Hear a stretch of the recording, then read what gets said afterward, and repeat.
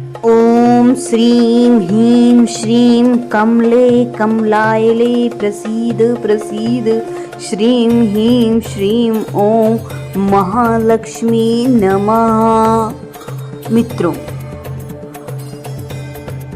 अक्षय तृतीया आ चुकी है। ऐसे में इसकी कथा पढ़ना या सुनना बेहद आवश्यक हो जाता है। अक्षय तृतीया की कथा। अक्षय तृतीया की कथा के अनुसार प्राचीन काल में एक धर्मदास नाम का वैश्य रहता था। धर्मदास अपने परिवार के साथ एक छोटी सी गांव में रहता था। बहुत ही गरीब था। वो हमेशा अपने परिवार के भरण पोषण के लिए चिंतित रहता था। उसके परिवार में कई सदस्य थे। धर्मदास बहुत धार्मिक प्रवृत्ति का व्यक्ति था। उसका सदाचार, देव एवं ब्राह्मणों के प्रति श्रद्धा अत्यधिक प्रसिद्ध थी। अक्षय तृतीया व्रत के महात्म्य को सुनने के पश्चात उसने अक्षय तृतीया पर्व के आने पर सुबह जल्दी उठकर गंगा स्नान करके विधि पूर्वक देवी देवताओं की पूजा की।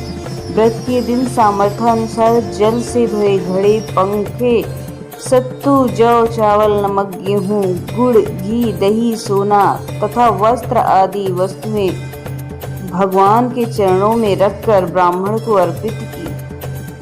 ये सब दान देखकर धर्मदास के परिवार वाले तथा पत्नी ने उसे रोकने की कोशिश की। उन्होंने कहा कि अगर धर्मदास इतना सब कुछ दान दे देगा तो उसके परिवार का पालन पोषण कैसे होगा।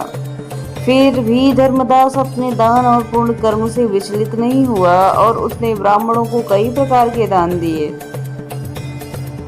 उसके जीवन में जब भी अक्षय तृतीया का पावन पर्व आया, प्रत्येक बार धर्मदास ने विधि से इस दिन पूजा, दान और कर्म किए। अनेक रोगों से ग्रस्त तथा वृद्ध होने के उपरांत भी उसने उपवास करके धर्म, कर्म और दान पुण्य किया। यही वैश्य दूसरे यानी अगले जन्म में कुशावती का राजा हुआ।